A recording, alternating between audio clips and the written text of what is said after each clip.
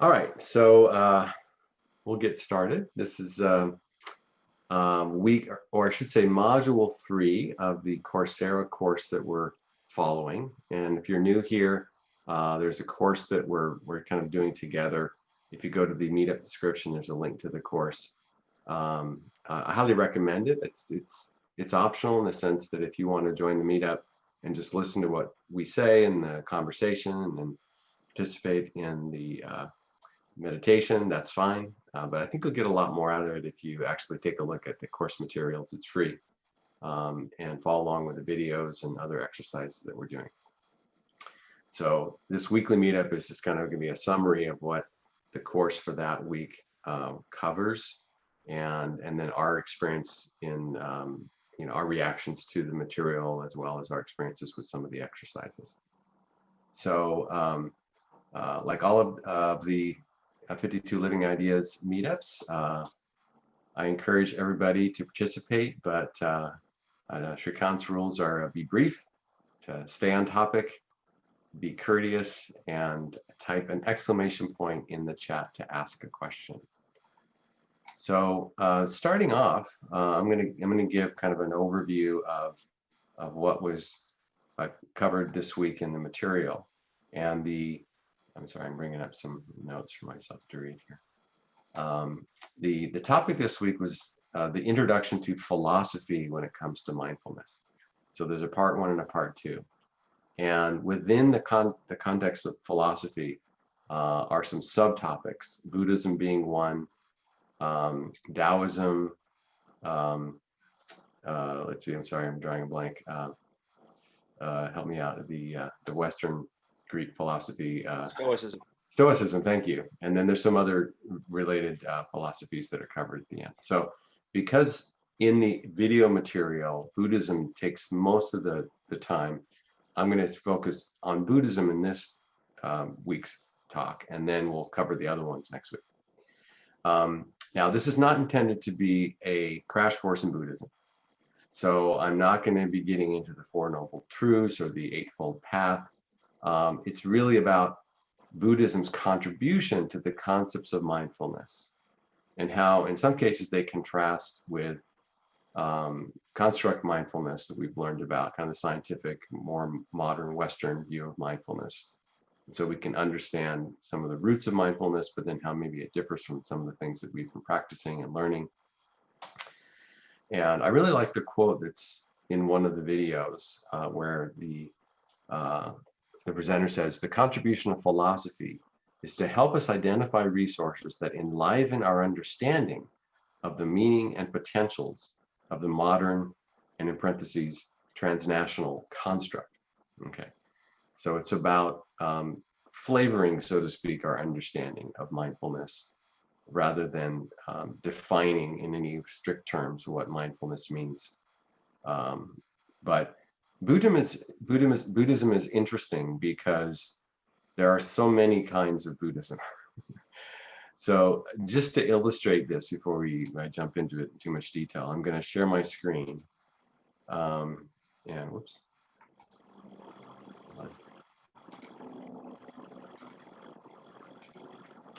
And this is a picture I found online.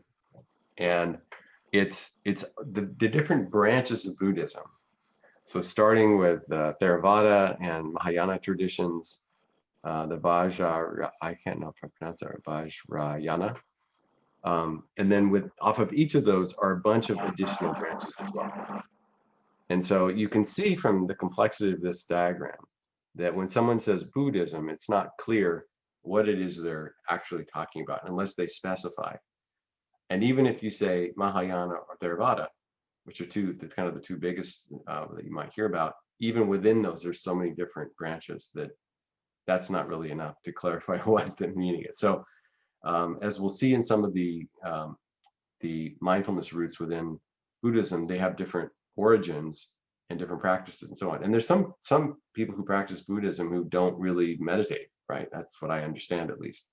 And so meditation, although we think of it as being a core aspect of Buddhism, not all Buddhists practice mindfulness. We might assume they do, but I know anecdotally that some people say they visited places where people are doing things, but they're not meditating very often or at all. So I think that's kind of interesting. So I just wanted to share that just to provide a little bit of context. That Buddhism is not simply one thing. Let's see.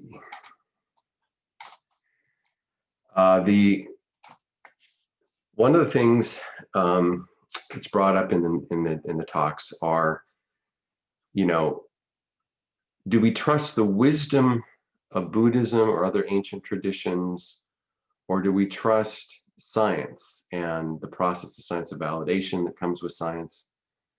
And so, you know, in the case of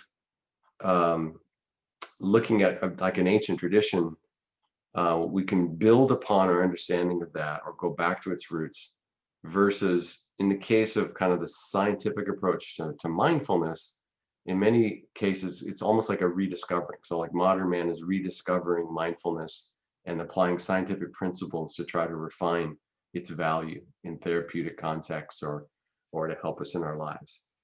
And what I think is interesting is that science has an implication of progressive knowledge. So you start with something that maybe is wrong, and then you study it, you experiment, you build upon it, and you continually refine it into something that's more powerful. And so essentially, people's involvement in the idea helps us get closer to the truth, whatever that means, of the meaning of that discipline. Now, in religious contexts, and I'll just treat Buddhism as a religion in this case, the original idea is often considered to be the purest or best version of the idea. So people want to kind of go back to the roots of Buddhism, the original sutras and whatnot, to try to understand the right way to do it or the way to view it. And so it's like in this case, it's as if humans' involvement in looking at over history actually would taint it, take us farther from the truth with interpretation and debate and misinterpretation, perhaps. And I think we often see that in other religious contexts and ancient books and whatnot. So it's like people always want to go back to the original source languages and whatnot to understand the true meaning of it. And so it kind of dismisses the idea that we can improve upon any aspect of it through further human understanding and personal experience and experimentation. So science has one view that we make things better as we evolve them, and then kind of from a religious context, we kind of feel like the whatever the original was is the pure form, right? And in one of the videos, I think he says something like science and reverence don't mix very well. Unless it's the reverence for science itself, which can create some of its own problems. I like that quote. And so I mentioned that there's a lot of different forms of Buddhism, and in general, you know, all Buddhists should practice mindfulness. It is something that the Buddha talked about and something that he did to achieve his own enlightenment. But not all who practice mindfulness are Buddhists, nor are they necessarily striving to be. And as we'll learn next week, there's Daoism and others that have aspects of mindfulness as well that don't lead to Buddhism or being a Buddhist. But it's hard to get away from the roots of mindfulness in Buddhism in terms of our understanding. And one of the things that he talks about, the speaker in the videos, is that very often when somebody goes through a therapeutic mindfulness program, like MBCT and MBSR, is at the end of it, they come out with some realizations that there's more that they're touching upon that they need a better understanding of, and it often leads them down a spiritual path, and it might lead them to Buddhism, even if that wasn't the intent of the program. He also talks about there being a distinction in different kind of roots of Buddhism as well as therapeutic practice about being mode versus doing mode. So being mode is just being in the present moment, observing, versus doing, which has a more goal orientation of improving yourself, becoming better at it in a therapeutic context, overcoming challenges, and becoming more effective in your own life and in your relationships. You know, so one of the things I realized as I was going through the material this week is that a lot of what we've heard in this meetup, when different people contribute their ideas about mindfulness and what it means to them, is for some people, it's all about, experiencing the process and kind of observing what's happening without judgment. And for other people, it's about getting better at the practice and having more time in meditation where there's fewer thoughts arising, things like that. And so, and so as I was listening to some of the material this week, and if you go back and look at it, if you haven't already, I think you'll find that some of this comes from some of these roots in different forms of Buddhism that I'll be talking about.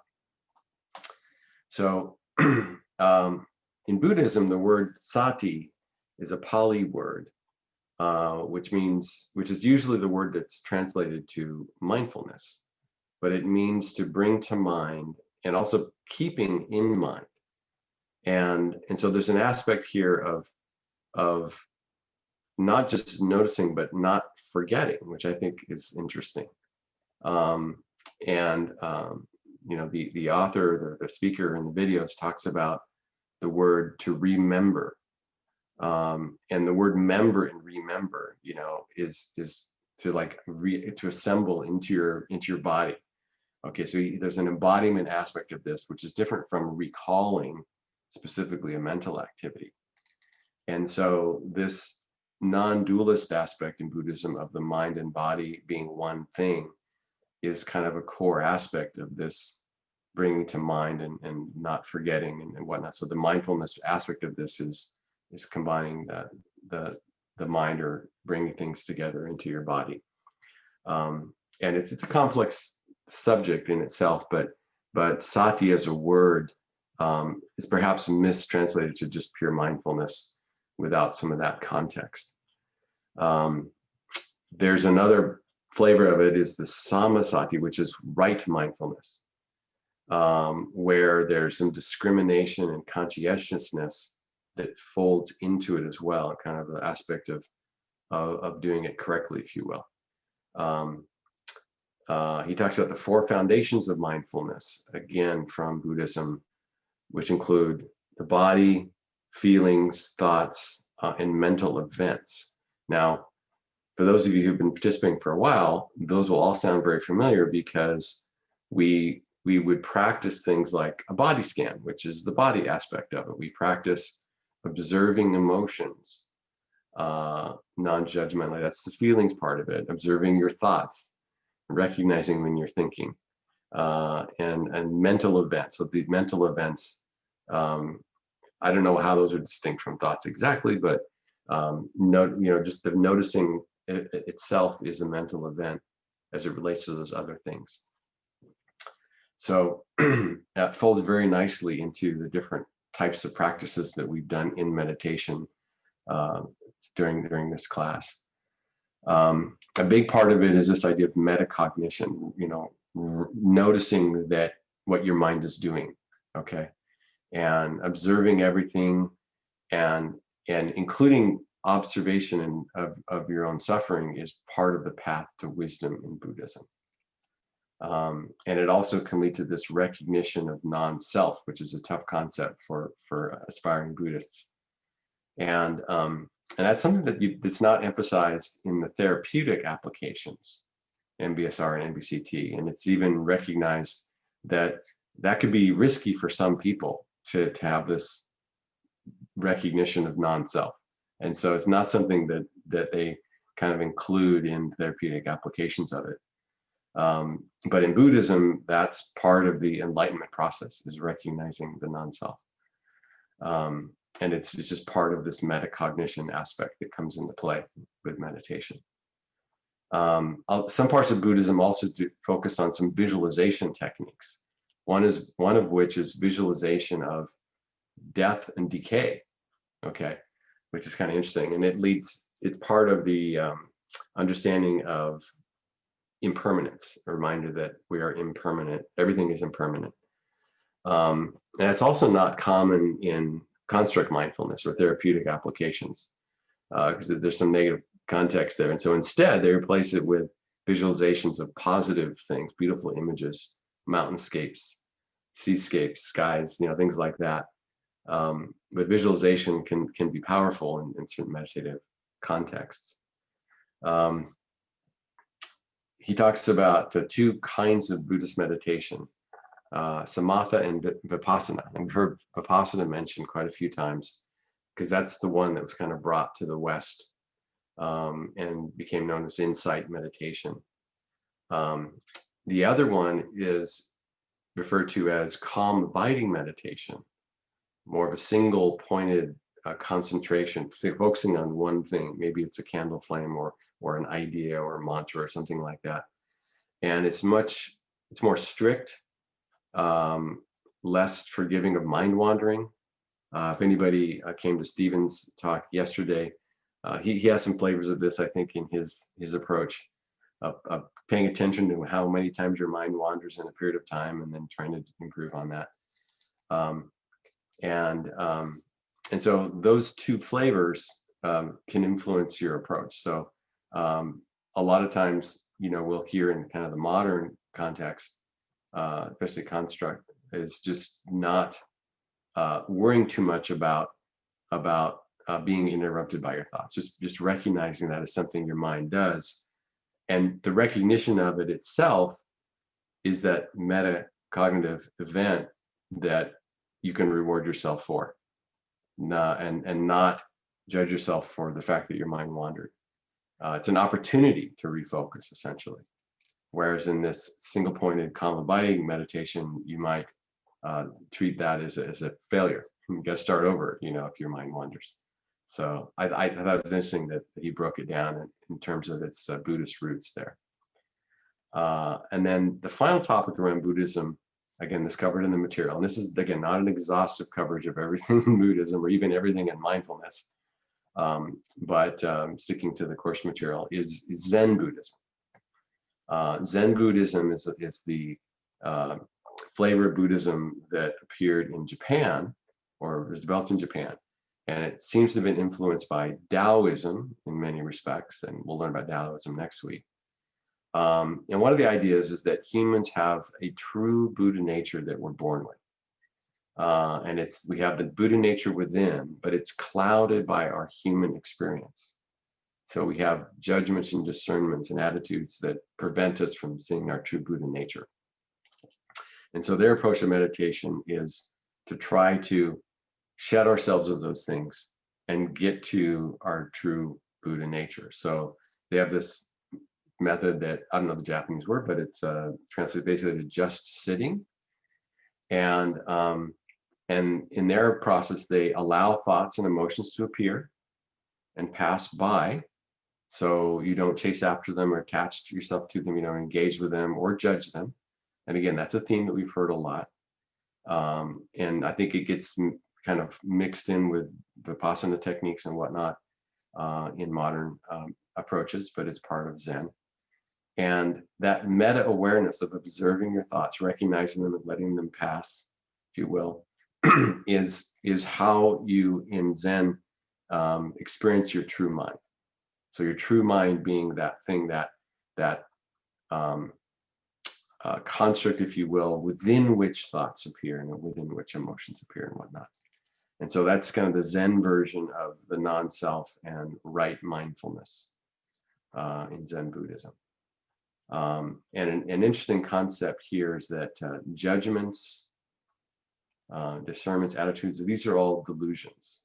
And so the speaker, in one of the videos mentions that if judgments are delusions, then what are the implications of that on human morality? And that's an interesting question. So I certainly won't attempt to answer it, but would make a great discussion question for our breakouts or for anyone who wants to comment on it. And it might be something that in construct mindfulness or in therapeutic settings could be troublesome, right? So somebody realizes that, maybe morality is arbitrary and it doesn't matter what they do. I don't know. But that's a quick run through of the material presented over the course of the, 5 or so videos. So Jonathan, I just wanted to open up, give you a chance to comment. I know you have some experience with Buddhism as well, and kind of let you provide some color commentary to what I shared, and then we can open it up for questions. Sure. I think you summed it up very well. But I could add some perspectives just based on my experience. Yeah, I sort of thought this was a really interesting set of videos, and sort of dove into some really interesting dilemmas that I think are at the core of, like, uh, mindfulness and modernity, or Buddhism and modernity, which we have this ancient practice uh, that's sort of been discovered by science, and now they're trying to reconcile it. And because science typically doesn't really, science and religion don't always get along so well. So this is sort of like part of trying to, you see science trying to extract the baby from the bathwater. And you find, I think what he mentioned sometimes is, like, sometimes people will go into it with sort of the secular mindset in mind, just to just to get the, don't get me into that religion stuff, just let me just figure out how to focus. And then they'll find that they'll sort of get more into the spiritual aspect of it, which is actually sort of what my experience.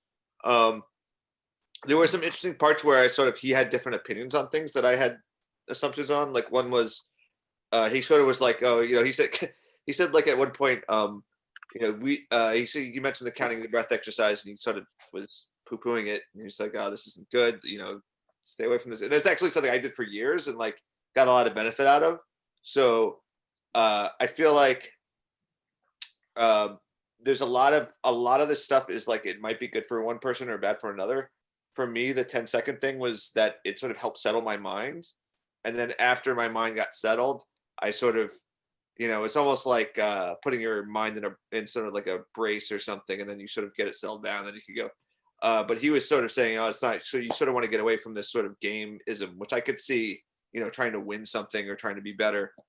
So I really feel it's very subjective. And the final thing was, like, also Vipassana. He sort of said Vipassana isn't, doesn't really deal with morality, and it kind of, but actually one of the sort of prerequisites for going to a Vipassana retreat is something called sila, which is sort of abstention from certain activities. So the whole thing about Vipassana is that, in order to get the benefit out of the retreat, which is a 10-day retreat, you have to not be doing certain things like drinking, stealing, killing things, and engaging in sexual dysfunction.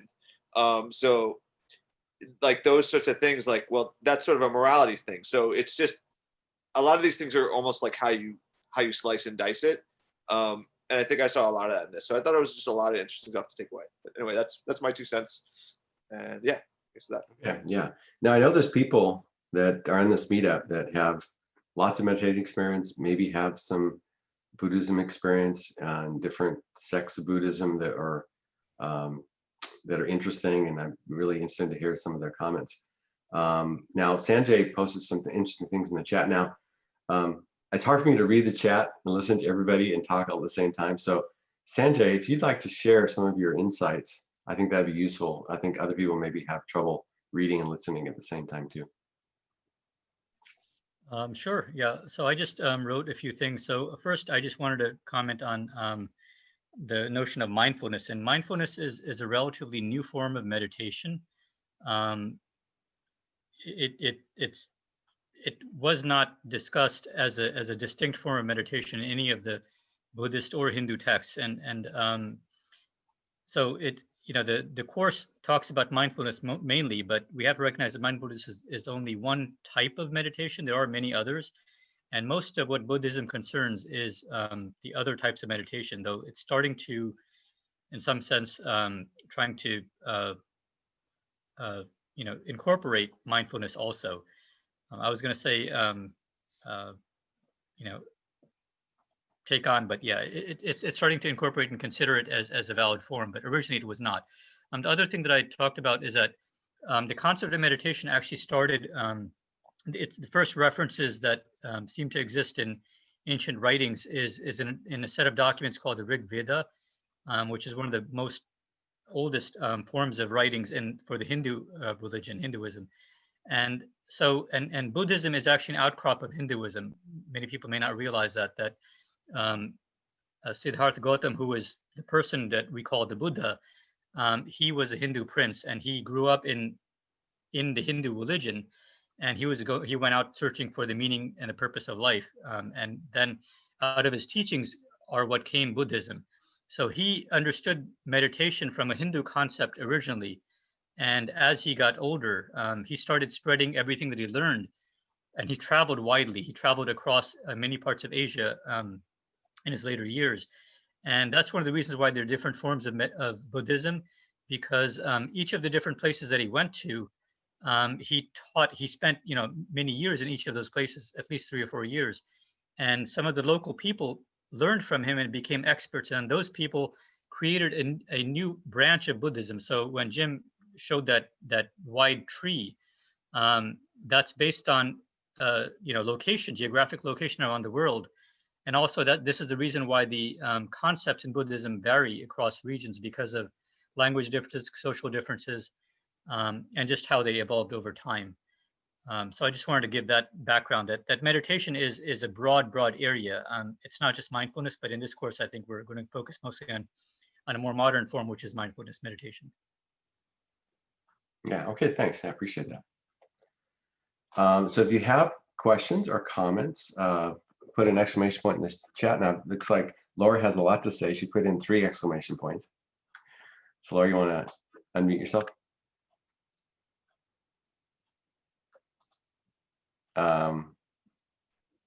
Laura, you're muted.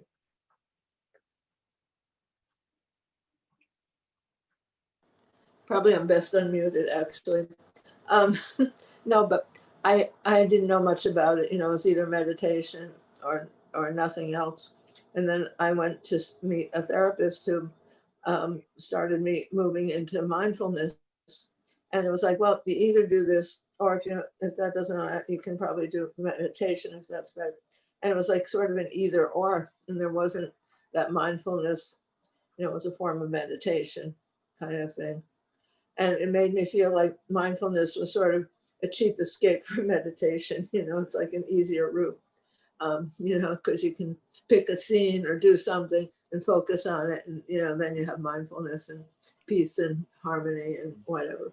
And all you needed to do is find a happy place where you could go when you were feeling blue and kind of sit there and make yourself feel better. Interesting. Yeah, it worked.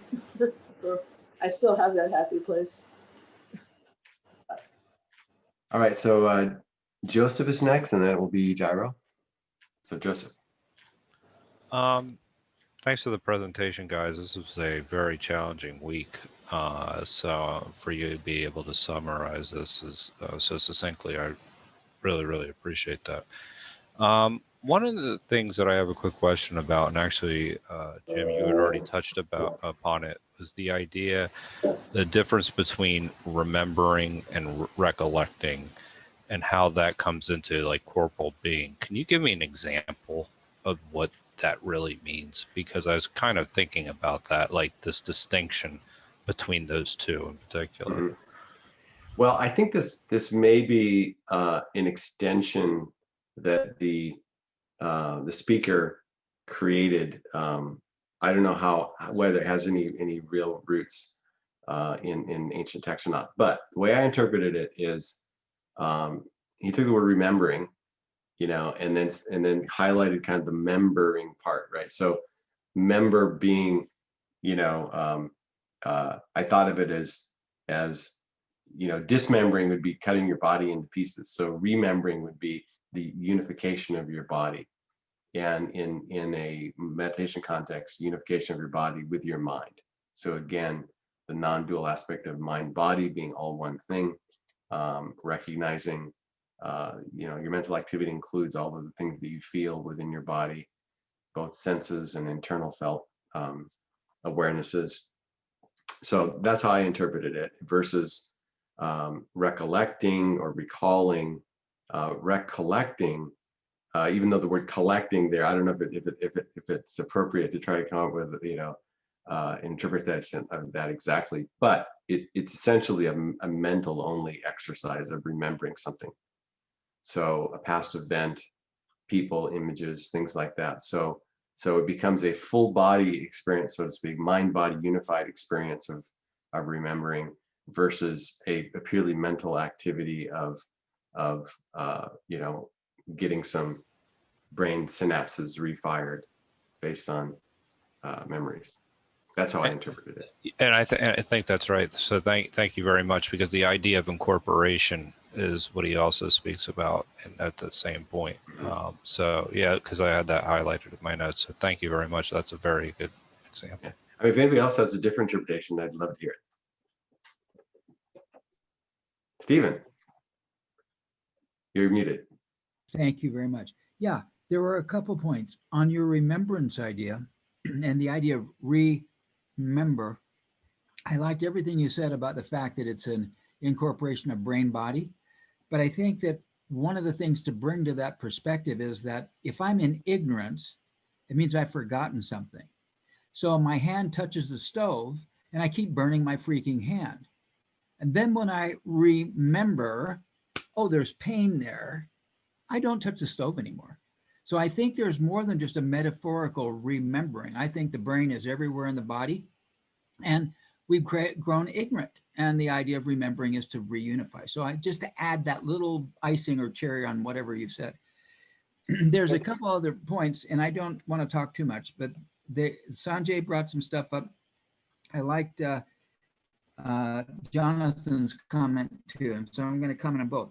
One of the things that spread Buddhism was that about 100 AD, about the same time as the Nicene Council, when Christianity became political, Buddhism became political. Because around 100 AD, Ashoka, who was known as Ashoka the Terrible, who was a bastard, got Buddhism and all of a sudden became the nicest guy on the planet. From after being called Ashoka the Terrible, he was called Ashoka the Saint or something like that. He was so inspired, he got a bunch of priests and sent out reliquary of supposedly the ashes of Buddha and sent them the worldwide because he thought that the whole world should have Buddhism. And in fact, from that act, those guys went to Tibet, and we have the Dalai Lama in Tibetan Buddhism. We wouldn't have had it if it hadn't been for Ashoka. So just to, and I loved your tree that you brought up, was really cool. So one point about Jonathan, I really want to emphasize this idea of Shila. You know, I've done 26 Vipassanas, and as you mentioned, the idea of, you know, somebody said that Vipassana isn't about ethics. Well, that's crazy, as you guys mentioned. The whole purpose of doing the 10-day and going there as a beggar is that you completely disconnect yourself from every dishonest thing you're doing in your life, you know, so, and you actually go take refuge in the Buddha, take refuge in the Sangha, take refuge in enlightenment. And I think this is critical. And I just want to bring this final point to it. It took me 20 years going to Vipassana to figure it out. If I go around every day eating meat, and then I meditate on what should I eat, I have already clogged up the clarity of my meditation because my habit of eating meat has affected my ability to see the truth. Does that make sense? I do believe that my behavior actually pollutes my ability to see the truth. So I highly recommend that if somebody's going into a meditative practice, abstain from something. Pick something that relates to it, abstain from it, and bring that discipline to the process. And I think it's very helpful. If everybody sees the lake of truth and we all go dancing around the lake of truth, all that dancing creates a bunch of mud. And we don't have a lake of truth anymore. We have a lake of dancing. And I think that's what happens with most people's meditation as it gets polluted with behavior that's inconsistent with the intention of the meditation. So Jonathan, I want to throw that in. Thank you. Yeah. All right, thanks, Steve. So next up is Yairo. Yairo, am I saying it right? Correct me if I'm saying it wrong. Hyro. Jairo. Okay, thank you. Okay. Yes, that's a good overview, and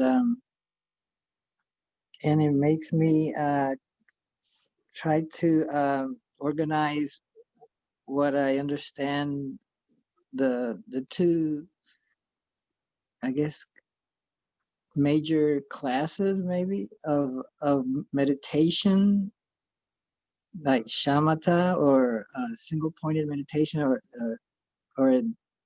it ends up being called tranquil abiding or something like that, calm abiding, or Yes, calm abiding. That's it.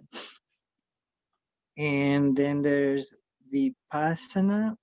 And so can it be said that the tranquil abiding is what you're trying to get out of something like what we did yesterday with Stephen, that involves remembering. We're not remembering facts or recalling something like, when did Columbus discover America?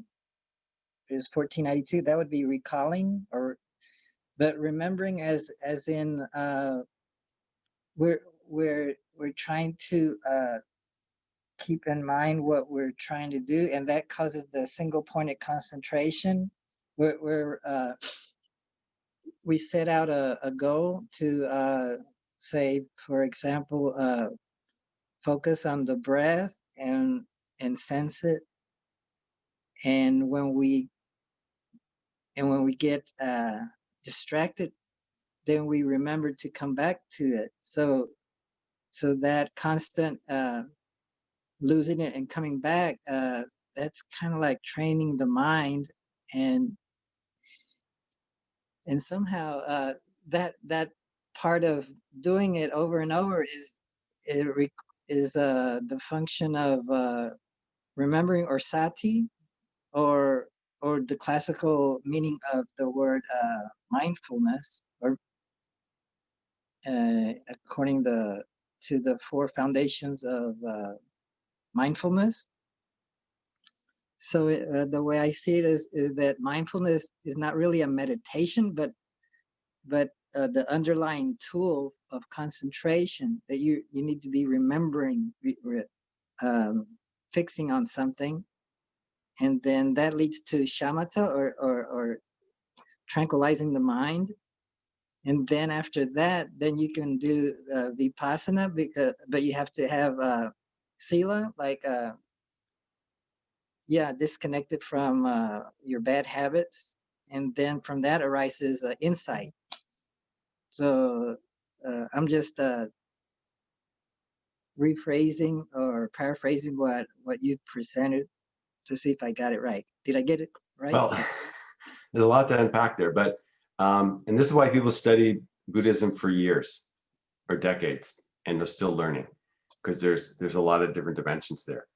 So and like I said, I'm not an expert, but in terms of those two major types, the calm abiding and the vipassana, they're just kind of different ways of interpreting your own attention responses. In other words, do you pay attention to your lapses of concentration, or the fact that thoughts come into your mind, and are you trying to kind of improve your calmness by reducing the number of those that happen, or you just let them happen and observe them and just come back into awareness each time it happens, right? And there's ways to combine those two things, of doing that without judgment, but at the same time recognizing how often it happens. So it's like there's some fine lines and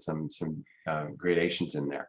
But I think in terms of the material, those are kind of the two approaches, and people can get very dogmatic about one or the other.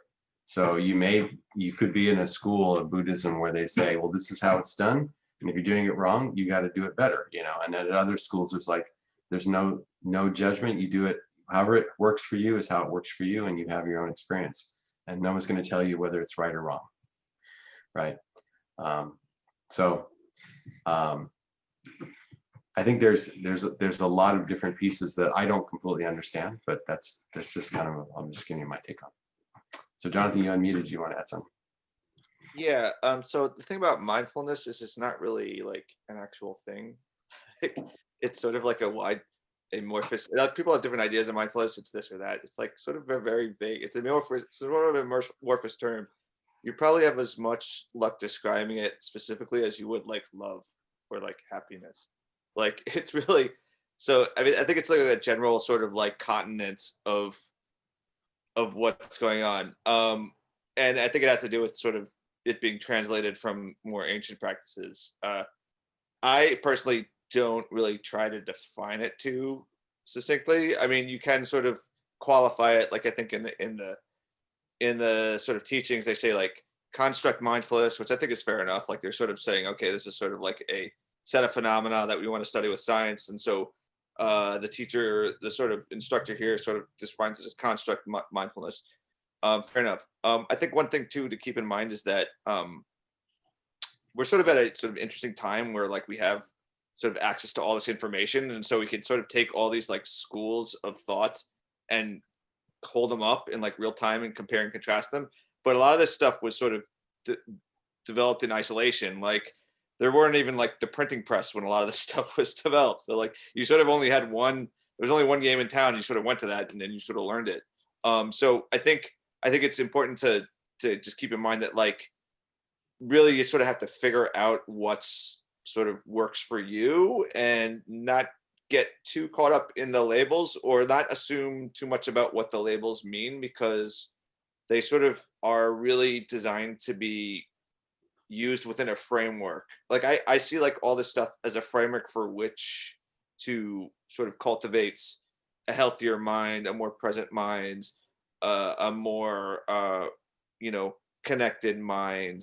And as much as the terms work for that, I'll use that, and when they don't, I'll just throw them aside. So yeah, I'd say just sort of go with it with a sort of an eye with discernment. And one of my favorite things the Buddha says is like, he says, don't take my word for it, like discover for yourself. So with this, like, take these concepts, try them out, see what they work, and sort of make them meaningful for you. Like remember them, right?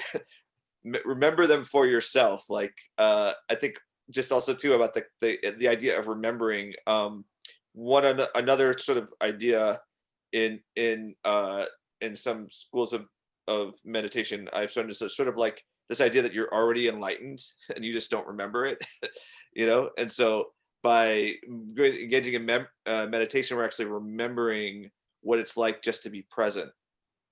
And so the idea is that you don't really need to you don't really need to get a master's degree in anything to like be enlightened. You just need to remember your innate nature, which is already enlightened. So Okay, yeah, thanks. So next up we got Sanjay had a comment, and then it's Jeff and Laura. So Sanjay, this was your comment of responding to something Stephen said. Yeah, I mean, this was just a side comment. It's not that critical, but I mean, when he was talking about Ashoka being a brutal ruler, I mean, there are different interpretations of this, but basically I made a comment around that he wasn't really brutal. All rulers back then engaged in warfare because they had to for survival. But he was basically the person who, I agree with what Stephen said, that he brought Buddhism back to India, and by nature, that helped it spread to far reaches throughout Asia. Okay, thanks. Jeff. So thanks so much for doing this this evening. I appreciate your all your effort and study to bring this to us. My orientation and experience with meditation is kind of like as presented in The Untethered Soul by Michael Allen Singer. And my question for you all really does have to do with, and maybe it's just a paradox and it's not something that can be answered, but it really is kind of as you mentioned it, what is the relationship between meditation and the kind of detached orientation of it to morality? What is that relationship? I'm not going to try to answer that one. I'll let somebody else answer. Well, but I'm happy to hear your guess. You know, because it's really I'm not sure that anybody's necessarily going to have, you know, sort of the perfect answer, and I'm not really looking for the answer of just one strain of meditation. I really am interested in kind of, you know, your even from your own personal experience. Ask your Okay, question. I'll share. I'll share a little bit just from personal experience. So, one of the reasons I meditate is to become more intimate with my own authenticity, because I feel like much of my life I'm doing things to meet other people's expectations, you know, whether it be work or whatever. So and so in, you know, in my midlife period now, it's like, okay, who am I really now that, you know, I don't have, my kids are moved out, and, you know, and I'm looking at the end of my career, you know, and stuff like that. What parts of me have I not tapped into that are part of my authentic self? And I think morality is part of our core nature, but you can define that based on external inputs and what other people tell you, or you can find it within yourself. I think meditation is part of that for me. So I see Goran's hand up. Yeah, I pondered that thank you, Jim. question. I pondered that question quite a bit, so I'm just going to give it a short little thing. For one thing, meditation and mindfulness can be used in many different ways by many different people, from somebody who is just interested in lowering their blood pressure, or even just for entertainment at some, you know, new age retreat, all the way to, you know, maybe becoming a better human being or contributing to the world, to realizing the nature of existence and ultimate nature of reality. So there are different ways to do it, different reasons people meditate. And for some of them, morality is very relevant. Like if I want to be a better human being and contribute to the world, obviously relevant. If my only goal is to reduce my blood pressure, maybe it doesn't have much influence.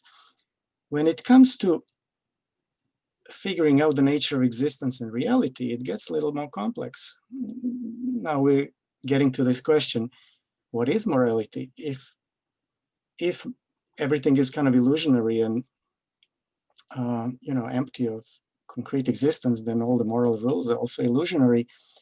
And then you have Tibetan Buddhism, Tantra, that tantric monks, you know, they would eat meat, they would have sex and drink wine for the Buddhist spiritual purpose. So, you know, it gets a little more complex there. And morality is notoriously flexible. What's moral in one culture is immoral in another culture. You know, can a man love a man? You know, it's highly immoral in some cultures. It's, of course, perfectly moral in some other cultures, you know. So morality is a little connected to meditation, but it's not necessarily like one-to-one correlation there. I just might mention all that. Thanks for that. Now Laura also has her exclamation point in the chat. So Laura, I'll give you a chance to speak.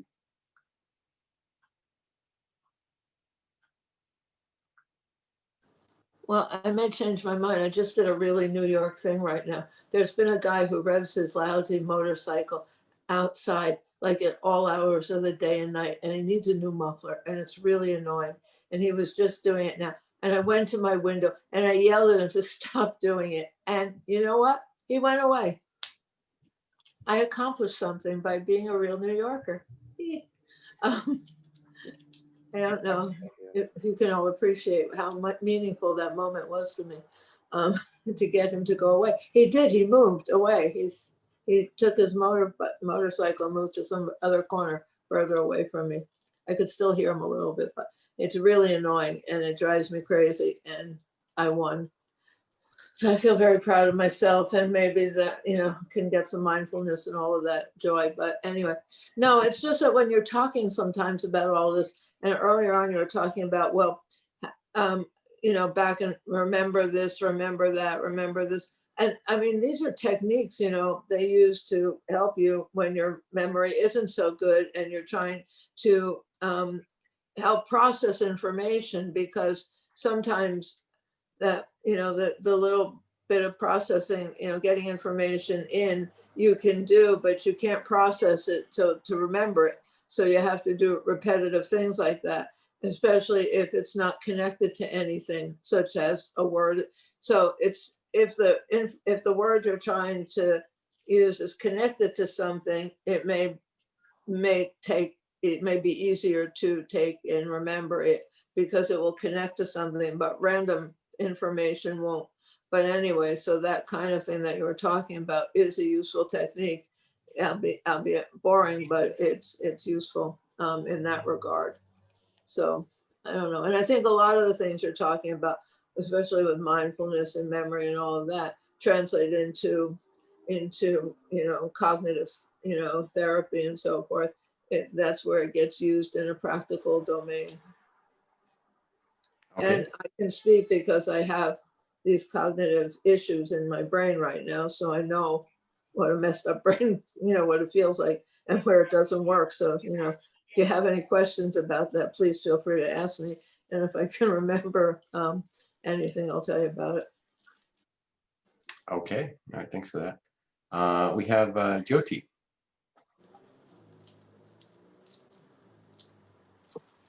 Okay, I think I lost my stream of thoughts between 3 or 4 people, but I sort of agree with Goran that meditation and morality are 2 different issues. Morality doesn't, I mean, meditation does not teach you the distinction between right and wrong, the mores of the society, what are the standards. It's unless you sit down and reflect through meditation that what act I performed today, was it right? Was it to benefit myself or to the others? That can happen through meditation if you go that direction. But in terms of sit down and meditate to act right, I don't think meditation has anything to do with it. And Sanjay would do better job in explaining the neuroscience of the meditation. I mean, it helps you to recollect and recall and remember because it does trigger certain parts of the brain which store your memory, hypothalamus. It stores your memory, and when you breathe in a certain way, it does help you to it resurfaces what is in the storage area. But he will explain to you a little better. But meditation to me is awareness, paying attention. Mindfulness is paying attention, awareness about you in respect to your environment and within yourself, and taking the time for yourself. And,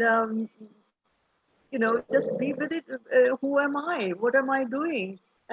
Questions like that. And I think when you're quiet and when you're breathing in a certain way, it kind of stops the cycle in the quick cycle, the rapid cycle. It stops it so that one by one you can think about different things in a way that will help you to lose some anxiety and keep you from getting distracted when you are thinking about other things. That's how I look at it. And Buddhism, I don't know. I mean, I haven't read too much about Buddhism, but Buddhism is a very peaceful religion, and it helps you to understand a lot of suffering. Buddhists say that life is nothing but a suffering, and if you've had some tragedy or diversity in your life, you think about it, and Buddhism does help you with that. Then you let go of it, because once you realize life is nothing but a suffering, then you accept your suffering. That's how I look at it. Okay. Yeah, thanks. We have one more question from